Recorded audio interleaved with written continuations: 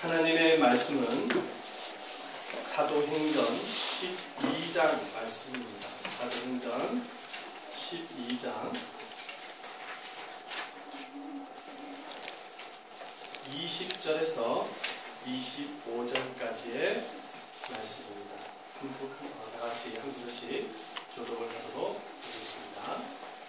20절에서 25절까지의 말씀입니다. 헤롯이 두로와 시돈 사람을 대단히 노여워하니 그들의 지방이 왕국에서 나는 양식을 먹는 까닭에 한 마음으로 그에게 나와 왕의 침소 맡은 신하 블라스도를 설득하여 화목하기를 정한지라. 헤롯이 나를 택하여 왕복을 입고 단상에 앉아 백성에게 연설하니 백성들이 크게 부르되 이것은 신의 소리요 사람의 소리가 아니라 하거늘 헤롯이 영광을 하나님께로 돌리지 아니하므로 주의 사자가 고치니 벌레에게 먹혀 죽으니라. 하나님의 말씀은 흥왕하여 더하더라. 바나바와 사울이 구조하는 일을 마치고 마가라는 요한을 데리고 예루살렘에 돌아오니라. 아멘. 할렐루야. 오늘 또 이 시간에 주님께서 말씀을 통해서 은혜를 주실 줄을 믿습니다. 아멘. 제가 사진을 먼저 한번 보여드리도록 하겠습니다. 이 사진은 저희 가까운 목사님과 함께 얼마 전에 그 불국산을 다녀온 사진입니다. 이 불국산을 가기 위해서는 양주시청을 통해서 위쪽으로 올라가는 길입니다. 그런데 그 길로 올라가기에는 굉장히 경사가 굉장히 가파릅니다. 그래서 쉬는 어떤 평평한 길도 없이 470.8m, 높이가 470.8m입니다. 이게 보통 높이가 아닙니다. 그런데 경사진 그 지역을 계속 올라가야만 하기 때문에 이 불국산 올라가는 것이 쉽지가 않습니다. 어렵습니다. 힘이 듭니다. 그래서 제가 이제 저희 목사님에게 이렇게 양주시청을 통해서 가는 길 말고 도락산을 통해서 이렇게 가는 길이 없을까 우리가 이렇게 의논을 하면서 한번 도락산을 통해서 불국산에 한번 가보자라고 제가 의견을 제시했습니다. 그런데 목사님께서 답사를 다녀오셨더라고요. 도락산을 통해서 불국산을 올라가는 길을 답사를 다녀왔어요. 근데 다녀오더니 하시는 말씀이 가다가 중간에 포기했다는 것입니다. 그 이유가 뭐냐면은 가는데 암벽이 있다는 것입니다. 근데 암벽을 타고 올라가야 된다는 거예요. 그리고 암벽을 타고 올라가는데 또 길이 좁아지더라는 것입니다. 길이 좁아지는데 자칫 잘못하면 떨어질 수 있다는 굉장히 위험하다는 것입니다. 그래서 도락산을 통해서 가는 것은 불가능한데 목사님 생각은 어떠신가요?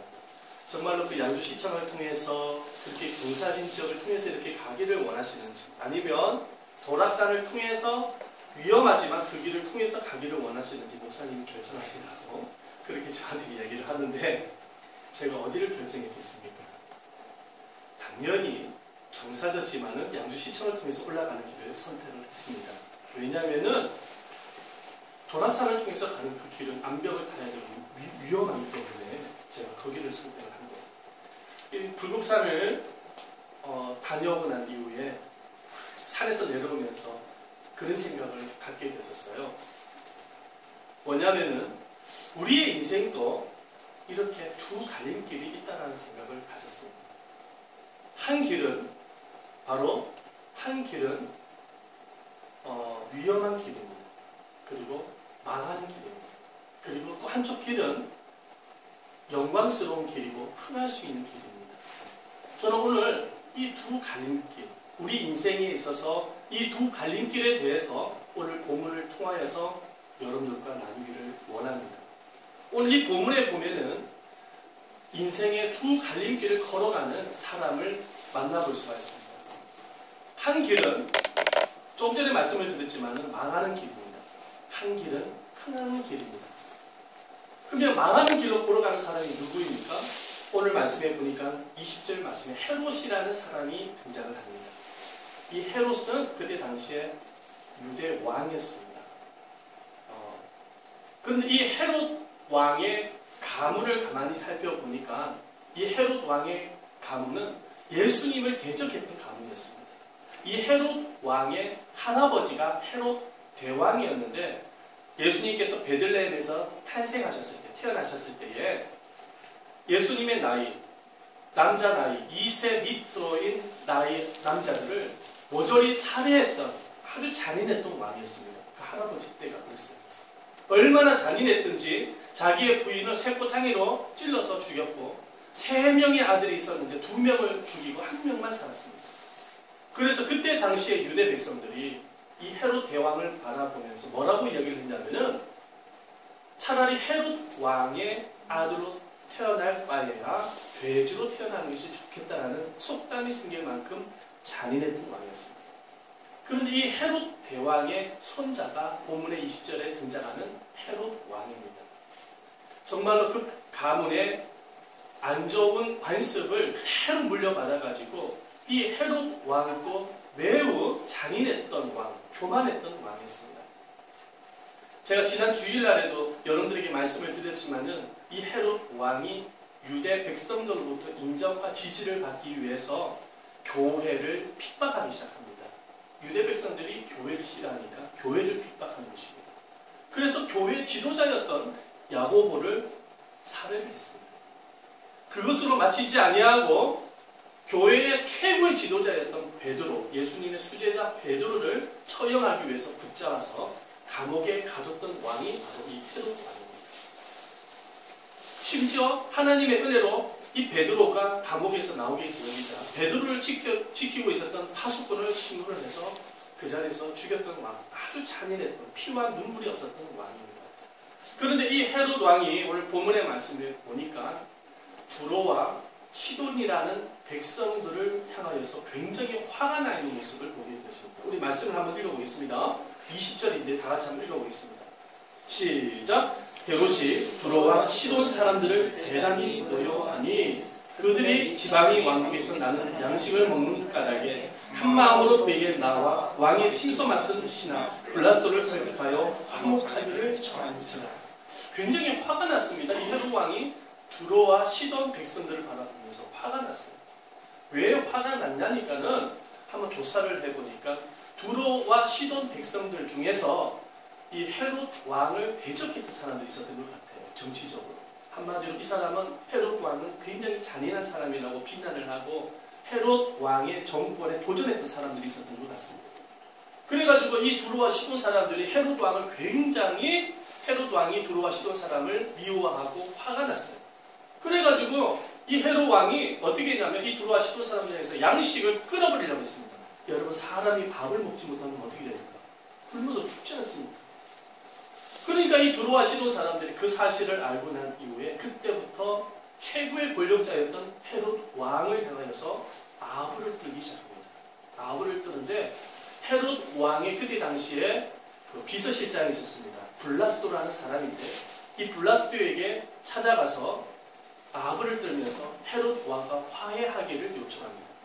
다시 말해서 내가 당신의 신하가 될 테니 우리들에게 피해가 오지 않도록 도움을 요청하는 것입니다. 그런데 어느 날 이 헤롯 왕이 두로와 시돈 백성들을 향하여서 찬란한 왕복을 입고 연설을 하기 시작했습니다. 연설을 하는데 연설을 마치자마자 두로와 시돈 백성들이 헤롯 왕을 향하여서 저 연설은 신의 소리고 사람의 소리가 아니라고 아부를 떨기 시작했습니다. 우리 말씀을 한번 볼까요? 자, 우리 21절과 22절 말씀 다 같이 한번 읽어보겠습니다. 시작! 헤롯이 나를 택하여 왕복을 입고 단상에 앉아 백성에게 연설하니 백성들이 크게 부르되 이것은 신의 소리요 사람의 소리가 아니라 하는. 아니 헤롯 왕의 연설을 듣고 왜 신의 소리라고 이야기했을까요? 지금 두로와 시돈 백성들이 뭘 하고 있는 것입니까? 아부를 뜨고 있는 것입니다. 왜냐하면 최고의 권력자 밑에 아부를 뜨는 것이 살 길이라고 생각을 했기 때문에 와 저것은 신의 소리요 사람의 소리가 아니라고 치켜 올려 세웠던 것이죠. 아부를 떴던 것입니다. 여러분 헤롯은 신이 아닙니다. 우리와 똑같은 인간입니다. 아무리 최고의 권력을 갖고 있다고 할지라도 그 권력은 얼마 못 갑니다. 권력도 내려놓고 언젠가는 하나님의 품에 가야 할 인생, 연약한 인생입니다. 얼마 전에 김영삼 대통령께서 돌아가셨지 않습니까? 88세 돌아가셨습니다. 제가 입관 예배 드릴 때에 그 입관 관 안에 누워 계시는 김영삼 대통령을 보면서 그런 생각을 가졌습니다. 이분이 한평생을 살아오면서 40년 이상을 정치 생활을 하셨는데 최고의 권력자, 나라의 권력자가 되기 위해서 정치적으로 얼마나 많이 싸웠는지 모릅니다. 그러나 결국에는 그 권력도 다 내려놓고 세상을 떠나야 하는 것, 주님의 품으로 갈 수밖에 없는 연약한 인생임을 깨달았습니다. 참으로 민주화를 위해서 참 수고를 많이 하신 분이셨죠. 그렇죠. 그러나 그 모든 것을 다 내려놓고 가야 할 인생, 연약한 인생이 바로 사람이라는 거예요. 인간이라는 것입니다. 헤롯 왕도 마찬가지예요. 헤롯 왕은 신이 아닙니다. 똑같은 연약한 인간에 불과합니다.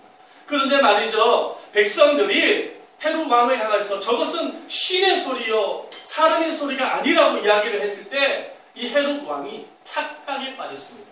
무슨 착각? 정말 내가 신이야. 내가 정말로 신이야. 내가 유대 백성들, 이 두로와 시돈 백성들을 다스리기 위해서는 내가 신처럼 되어져야 돼. 그러면서 스스로를 치켜 올려 세면서 교만한 마음을 품기 시작을 했어요. 교만해지자 이 헤롯 왕의 운명이 어떻게 바뀌었습니까? 우리 말씀을 한번 볼까요? 23절 말씀입니다. 23절 읽어보겠습니다. 시작. 주의 사자가 곧 신이 벌레에게 먹혀 죽으니라. 자, 결국은 어떻게 됐습니까? 교만한 마음을 품게 되어져서 권력을 갖게 되어지고 명예를 갖게 되어진 모든 것을 하나님 앞에 영광을 돌리지 아니하고 자기가 스스로 치켜 올리면서 교만한 마음을 품게 되어지자 결국은 어떻게 됐습니까? 하나님으로부터 심판을 받을 수밖에 없었다는 것입니다. 성경에는 우리에게 이 사실을 가르쳐주고 계십니다. 잠언서 베드로전서 5장 5절 말씀에 보면은 하나님은 겸손한 자에게 은혜를 주시고 교만한 자를 대적하신다고 말씀하고 계십니다. 한번 따라해 주십시오. 겸손한 자에게 은혜를 주시고 교만한 자를 대적하신다. 우리 5절 말씀인데 다 같이 한번 읽어볼까요? 시작. 젊은 자들아 이와 같이 장로들에게 순복하고 다 서로 겸손으로 허리를 돕니다. 하나님이 교만한 자를 대적하시되 겸손한 자들에게는 은혜를 주시리라. 이렇게 말씀을 하고 있습니다. 하나님이 대적하시겠다는 것은 뭐냐면은 하나님이 심판하시겠다는 것이고 교만한 자를 심판하시겠다는 거예요. 그 이유가 뭐냐면 교만이라는 것은 마귀적인 죄이기 때문입니다. 아담과 하와가 왜 타락했습니까? 사단이 아담과 하와의 마음속에 하나님처럼 될 수 있다는 교만한 마음을 심어주었기 때문에 타락한 것입니다. 그래서 인간의 마음속에 교만이라는 것은 마귀적인 죄인 것입니다. 우리가 잠언서 16장 18절에서 19절 말씀에도 이렇게 기록을 하고 있죠. 한번 읽어보겠습니다. 시작. 교만은 패망의 선봉이요 거만한 마음은 넘어짐의 앞선입니다. 겸손한 자와 함께하여 마음을 낮추는 것이 교만한 자와 함께하여 힘을 나누는 것보다 나으리라. 교만은 뭐의 선봉이요? 패망의 선봉이요. 다시 말해서 교만한 자는 망한다는 겁니다. 한번 따라서 교만한 자는 망한다. 사람이, 개인이, 가정이, 그리고 사회가, 인류가 망할 수 있는 길은 여러 길이 있습니다. 일을 하지 않냐고 매일같이 놀면 망합니다. 두 번째로는 죄를 지으면 망합니다. 그 이유가 뭐냐면 하나님이 죄에 대해서 심판하시기 때문입니다. 세 번째로는 한번 따서 교만하면 망한다. 그러나 첫 번째, 두 번째는요 천천히 망하지만 교만하면은 갑작스럽게 망한다는 것입니다. 왜 그러냐면 잠언서 말씀에 보면은 교만은 패망의 뭐요? 선봉. 갑작스럽게 망합니다. 그래서 이 교만이 무섭고 가장 무서운 죄라는 것입니다. 여러분 중국에 노자라는 사람이 있었습니다. 이 노자가 자기 스승이 삼창이라는 분이셨는데 이 노자가 스승에게 와서 질문을 던졌습니다. 스승님, 이제 얼마 안 있으면 스승님이 세상을 떠난 나이도 얼마 남지 않은 것 같은데 마지막 가르침을 좀 저에게 주십시오. 그랬더니 삼창이라는 그 스승이 노자에게 가만히 지켜보더니 그런 말을 합니다. 갑자기 입을 탁 벌리더니 내 입속에 이빨이 보이느냐? 노자가 뭐라고 대답하냐면 아니요. 하면서 내 입속에 혀가 보이느냐? 예, 혀가 보입니다. 그러면서 그렇게 이야기를 하니까 그 스승이 이제 알겠느냐? 그랬더니 노자가 하는 말이 예, 알겠습니다 하면서 큰절을 했다는 것입니다. 도대체 그 스승이 무엇을 가르쳐 준 것일까요? 노자가 무엇을 깨달은 것일까요? 죽기 전에 마지막 가르침이었습니다. 뭐냐면 여러분 이빨이라는 것은 무엇입니까? 튼튼하지 않습니까? 이빨은 딱딱하죠. 그리고 이빨은 뾰족합니다. 그래서 깨물면 뭐가 나옵니까?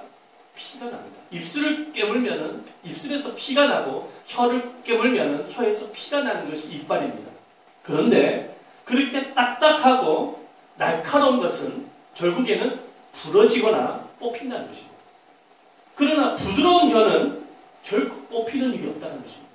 영원히 남는다는 것. 이 스승은 노자에게 무엇을 지금 말씀하고 있는 것일까? 가르쳐주고 있는 것일까요? 교만하면 망한다는 것입니다. 겸손하면 영원히 남는다는 것. 그것을 노자는 깨달았다는 것.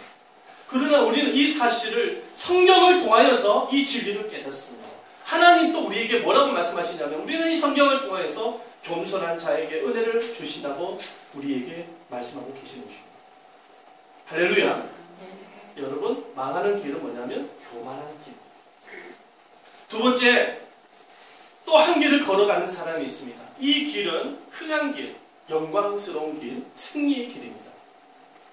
지금 누가 걸어가고 있습니까? 오늘 25절 말씀에 보면 두 사람이 등장을 하고 있습니다. 자, 25절 말씀 다 같이 한 목소리로 읽어보겠습니다. 시작! 바나바와 사울이 구조하는 일을 마치고 마가라는 요한을 데리고 예루살렘에 돌아옵니다. 누가 등장을 합니까? 바나바와 사울이 등장을 합니다. 사울이 누구냐면 바울이죠. 그렇죠? 이 두 사람이 등장을 하는데 이 두 사람이 지금 무슨 일을 하고 있습니까? 부조하는 일을 하고 있습니다. 부조라는 것은 뭐냐면은 교회를 섬기는 일을 하고 있다는 것입니다. 이때 당시에 예루살렘 교회가 굉장히 힘들었습니다. 물론 핍박을 받아서도 힘들었지만 흉년이 들어가지고 교회 성도님들이 너무너무 힘들었습니다. 그래서 안디옥 교회, 여러분들 우리 사도행전을 통해서 안디옥 교회에 대해서 배웠죠? 안디옥 교회 성도님들이 그 예루살렘 교회를 돕기를 결심했어요. 그래가지고 헌금을 모아가지고 바울과 바나바 편을 통해서 그 예루살렘 교회에 성교 헌금을 보냈습니다. 그런데 말이죠. 이렇게 교회를 섬기기 위해서 앞장섰던 사람이 누구였냐면은 누구죠? 바나바와 바울이었던 거예요. 이 바나바와 바울은 굉장히 겸손했던 사람이었어요. 굉장히 겸손했던 사람이었어요. 얼마나 겸손했는지 몰라요. 하루는 이 바울과 바나바가 루스드라라는 지역에 복음을 증가하기 위해서 들어갑니다. 그러니까 복음을 전하고 복음만 전하는 것이 아닙니다. 그곳에 기적이 나타나는데 병든 자가 안수를 받으면 병이 나아버리는 것입니다. 귀신 들린 사람이 왔는데 그냥 예수의 이름으로 명령하는 이 귀신아 떠나라! 그렇게 이야기를 하니까 귀신 떠나가고 자유함을 받게 되지도 않은 거예요. 그와 같은 기적이 루스드라라는 지역에서 일어나니까 루스드라 백성들이 바울과 바나를 바라보면서 깜짝 놀라는 거예요. 도대체 이게 무슨 일이냐? 이 기적이 어디서 나타나는 것이냐?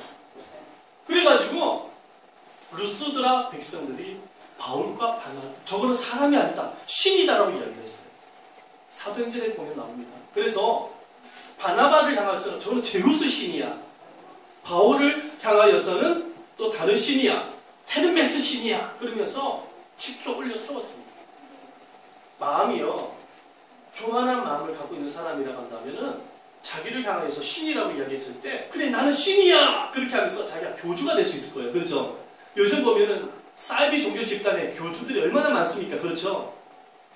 그런데 이 바울과 바나바는 옷을 찢으면서 백성들을 향해서 아니라고, 나는 신이 아니라고, 이렇게 병든 자를 치료하고 귀신을 내어쫓고 복음을 전파해서 이렇게 여러분들에게 자유를 주신 분이 누구냐면 영광스러운 우리 주 예수 그리스도라고.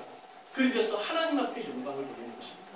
우리 말씀 한번 읽어볼까요? 사도행전 14장 12절에서 15절 말씀인데요. 우리 PPT를 통해서 한번 읽어보겠습니다. 시작! 바나바는 제우스라 하고 바울은 그 중에 말하는 자유로 헤르메스라 하더라. 두 사도 바나바와 바울이 듣고 옷을 찢고 무리 가운데 뛰어들어가서 소리질러 이르되 여러분이 어찌하여 이러한 일을 하느냐? 우리도 여러분들 같은 성경에 가진 사람이라. 아주 겸손한 사람. 조금 전에 헤롯 왕과 바울과 바나바는 엄청난 차이가 있는 모습을 보게 되죠. 바울과 바나바는 굉장히 겸손했던 사람이었습니다. 이렇게 겸손한 마음을 가지고 있었을 때에 하나님이 사용하시는 것을 보게 되시는 것입니다. 여러분, 위대한 성가, 아주 유명한 작곡을 했던 사람이 있었습니다. 아마 여러분도 잘 아는 사람이 누구냐면 조셉 하이든이라는 사람입니다. 요셉 하이든이라는 사람입니다. 이분의 작곡이 굉장히 영감이 있고 훌륭한 작품을 많이 남겼던 작곡가입니다. 기자가 와서 하이든에게 질문을 했습니다. 어떻게 이렇게 훌륭한 작품을 만들 수 있습니까? 그 영감을 어디에서 찾을 수 있습니까? 라고 질문을 던지니까 하이든이 그런 이야기를 합니다. 네, 저는 하나님 앞에 기도를 합니다. 작곡을 하기 전에 기도를 합니다. 그랬을 때에 하나님이 저에게 지혜를 주셔서 작곡을 하게 되어졌습니다. 그러므로 이 모든 작품은 저에게서 나온 것이 아니라 하나님이 주신 것입니다. 그래서 저는 하나님 앞에 영광을 돌립니다. 여러분, 이 하이든이 작품 중에 최고의 작품이 뭔지 아십니까? 목사님 알아요? 몰라요? 천지창조라는 작품 혹시 들어보셨습니까? 천지창조라고 있습니다. 여러분들 꼭 한번 들어보시길 바랍니다. 굉장히 아름다운 작품입니다. 꼭 한번 들어보세요. 인터넷을 통해서. 그런데 이 천지창조라는 작품을 비엔나 대극장에서 공연을 하는데, 연주를 하는데, 지휘자가 이제 연주를 이제 하는 거예요. 지휘를 하는데, 하이든은 굉장히 그때 당시에 몸이 아파가지고 관중석 처음 맨 구석에 앉아 있었습니다. 이 지휘자가 하이든이 작곡한 이 천지창조를 멋지게 연주를 했습니다. 그리고 연주를 딱 마치자마자 관람했던 사람들이 다 일어나가지고 그 지휘자를 향해서 박수를 막 치기 시작했습니다. 그랬더니 그 지휘자가 그 박수를 치는 관중들을 향해서 아니라고, 내가 아니라 저 뒤쪽에 엎드려 계시는 저 하이든이라는 사람이 이 곡을 작곡을 했습니다. 라고 이야기를 하니까 관중들이 하이든을 향해서 고개를 돌리더니 하이든을 향해서 박수를 막 치기 시작했습니다. 그런데 하이든이 그 자기를 향해서 박수를 치는 관중들을 향해서 아니라고, 내가 아니라고, 이 천지창조의 작곡가는 저 위에 계시는 하나님이에요. 그분이 나에게 영감을 주셔서 내가 작곡한 것뿐이야. 모든 영광을 하나님 앞에 돌리십시오. 그 수많은 사람들이 하늘을 바라보면서 박수를 치기 시작했습니다. 여러분, 이렇게 겸손한 마음이 있었기에 하이든의 모든 작품이 칭송을 하고 받게 되어진 것입니다. 하나님은 어떤 분이냐면 겸손한 자에게 은혜를 주시고 교만한 자를 대적하신다고 우리에게 말씀을 하고 계시는 것입니다. 여러분, 예수님의 성품은 어떠한 성품입니까? 예수님의 성품을 우리는 성경 전체 가운데서 간략하게 요약되어져 있는 구절이 있습니다. 그 구절이 바로 빌립보서 2장 5절에서 8절 말씀입니다. 다 같이 한 목소리로 한번 읽어보겠습니다. 시작. 너희 안에 이 마음을 품으라. 곧 그리스도 예수의 마음이니 그는 근본 하나님의 본체시나 하나님과 동등됨을 취할 것으로 여기지 아니하시고 오히려 자기를 비워 종의 형체를 가지사 사람들과 같이 되셨고 사람의 모양으로 나타나사 자기를 낮추시고 죽기까지 복종하셨으니 곧 십자가에 죽으십니다. 아멘. 예수님은 어떤 분이십니까? 그분은 천지 만물을 창조하신 삼위일체 중에 성자 하나님이십니다. 아멘. 전능하신 하나님이십니다. 그런데 그분이 자기를 비우셔서 2000년 전에 인간의 몸으로 이 땅에 오셨습니다. 하늘 모든 영광을 버리시고 이 땅에 오실 때도 왕궁에서 태어나신 것이 아니라 어디에서 태어났습니까? 베들레헴의 마국간, 냄새나는 마국간의 말 구유에서 태어나셨습니다. 그리고 그분의 삶을 들여다보면 그분의 삶은 철저하게 자신을 낮추는 삶을 살았습니다. 제자들에게 대야에 물을 담아가지고 제자들의 발을 씻기셨습니다. 약하고 힘들고 고통받고 병들고 소외되고 상처받아 죄인이며 부자이면서도 영적으로 굶주린 사람들, 그 사람들과 함께 밥을 먹고 시간을 보내고 말씀을 가르치고 그들을 섬기시고 사랑하셨습니다. 이때 당시에도 종교 지도자들이 있었습니다. 바리새인과 사두개파 같은 사람들이 있었습니다. 그런데 그 사람들은 높은 곳에 앉아서 부귀 영화를 누리고 백성들을 군림했는지 모르겠지만 반대로 예수님은 어떠한 인생을 사셨냐면은 가장 낮은 자리에서 백성들을 사랑하고 섬기면서 삶을 사셨습니다. 그것만으로 부족해서 하나님의 말씀에 순종함으로 우리를 구원하기 위하여서 기꺼이 십자가의 희생자물이 되셨습니다. 그분도 인간의 육체의 몸으로 오셨기 때문에 십자가의 고통만큼은 피하고 싶으셨지만, 그래서 할만하시거든 이 잔을 내게 섬겨달라고 십자가를 지시기 이전에 겟세마네 동산에서 피눈물이 나도록 기도하셨지만, 그러나 나의 원대로 하지 마옵시고 아버지 원대로 하옵소서라고 기도하시면서 하나님의 말씀에 철저하게 순종하는 마음으로 자기를 십자가에 내던지셨어요. 그 이유는 저와 여러분들을 구원하기 위해서였습니다. 그분의 겸손함이 없었다고 한다면 여러분, 저와 여러분들은 구원을 받을 길이 없는 것입니다. 이 세상에 희망이 없는 것입니다. 모든 사람이 죄를 범하여서 하나님의 영광에 이르지 못하였고 영원한 지옥불에 떨어질 수밖에 없는 운명이었던 것. 그러나 그분의 겸손함을 통하여서 저와 여러분들이 죄사함을 받고 구원을 받게 되어진 것입니다. 그래서 예수님이 예수를 믿고 있는 우리 모두에게 이 마음을 품으라고 말씀하셨어요. 이 마음은 어떤 마음입니까? 겸손의 마음. 겸손. 그러나 겸손한다는 것은 쉬운 일이 아닙니다. 우리가 하루하루 삶을 살아가면서 내 마음을 겸손케 한다는 것은 쉽지가 않아요. 왜냐하면 겸손한 마음도 내 의지대로 잘 안 되기 때문인 것입니다. 불쑥불쑥 나도 모르는 사이에 내 마음속에 올라오는 것이 교만입니다. 자꾸 높아지고 싶고 자꾸 높아지고 싶고 다른 사람보다 더 나아 보이고 싶고 나도 모르게 불쑥불쑥 올라오는 것이 인간의 마음속의 교만입니다. 그 교만은 여기에 있는 목사를 포함한 우리 모두가 해당이 되는 것입니다. 죄성을 갖고 있는 모든 인간의 보편적인 마음인 것입니다. 그렇다면 우리가 어떻게 해야지만이 진정으로 주님이 말씀하신 이 마음, 겸손한 마음을 가질 수 있을까요? 방법은 하나밖에 없습니다. 그 사실을 성경을 통해서 우리 주님은 우리에게 가르쳐 주셨습니다. 내가 그리스도와 함께 십자가에 못 박혀 죽으심을 믿고 철저히 내 자아가 죽어질 때 가능한 것입니다. 내가 죽어지지 아니하면 겸손한 마음이 나올 수가 없습니다. 내 마음속에 와 계시는 성령 하나님은 내 마음을 감찰하고 계실 때, 보실 때에 무엇을 보기를 원하시냐면 한번 따라해 보시기 바랍니다. 죽어진 나. 죽어진 나를 보기를 원합니다. 성령 하나님 왜? 이유가 뭡니까? 내가 죽어질 때에 그리스도의 성품이 나타나기 때문입니다. 내가 죽어지지 아니하면 결코 주님의 마음이 나타날 수가 없는 겁니다. 왜냐하면 내 마음이 앞질러 버리기 때문에 안 된다.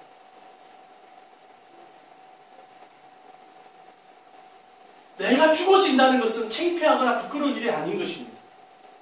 내가 십자가에서 죽어졌다는 것은 내가 예수 그리스도를 만난 증거이며 내 안에 그리스도께서 오셨다는 증거가 되는 것입니다.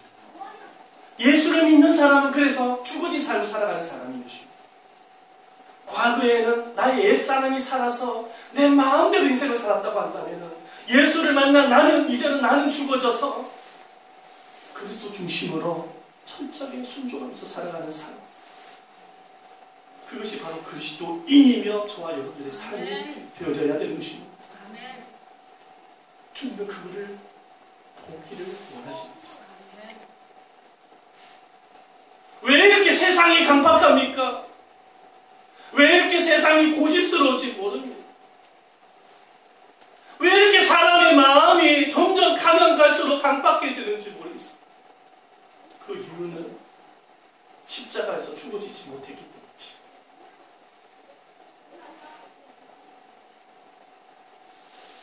그러나 우리가 정말로 복음 앞에서 예수 그리스도의 십자가 앞에서 내가 죽어졌다는 사실을 믿고 겸손한 마음을 품게 되었을 때에 주님께서는 한량없는 더 큰 은혜를 저와 여러분들에게 부어주시는 것입니다. 내가 살 길은 뭐냐면 내 마음에 예수님의 마음, 그 겸손함을 푸는 데 가능합니다. 내가 살고 가정이 살고 교회가 살고 이 지역 사회가 살 수 있는 유일한 길은 인간의 마음속에 있는 교만을 꺾어버리고 그리스도의 마음, 겸손한 마음을 가질 때 살 길이 되어지는 것입니다.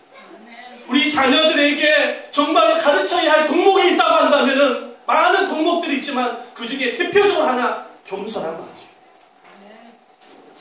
왜냐하면 겸손한 자에게 하나님은 은혜를 주신다고 약속하시기 때문이십니다. 교회가 부흥할 수 있는 길도 겸손한 길을 걸어갈 때 가능합니다. 오늘 말씀에 보면은 24절 말씀을 한번 읽어보겠습니다. 24절 시작. 하나님의 말씀은 흥왕하여 더하다. 아멘. 그런데 어떻게 이와 같은 말씀에 흥왕한 부흥의 역사가 일어나게 되어진 것일까요?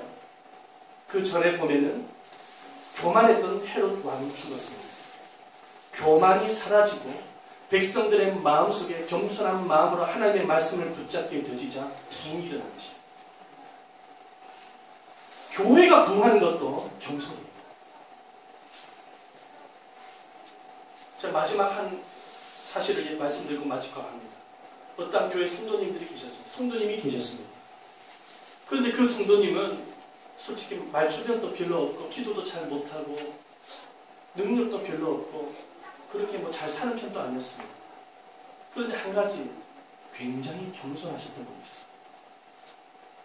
그런데 예배만 마치고 주일 예배를 마치고 나면 이분은 늘 하던 일이 있었습니다. 30년 동안 그 일을 하셨습니다. 뭐냐면 밥 2그릇을 준비를 해가지고 객지에서 온 사람들을 대접하기 시작했습니다. 그 사람이 노숙자인지 뭔지는 정확하게 모르겠는데 이렇게 힘들게 어렵게 사람들 밥 2그릇 뭐 이렇게 섬기는 것은 뭐 어떻게 보면 큰 일도 아닌데 30년 동안 그 일을 했어요. 그리고 예수님 이야기를 해드렸습니다.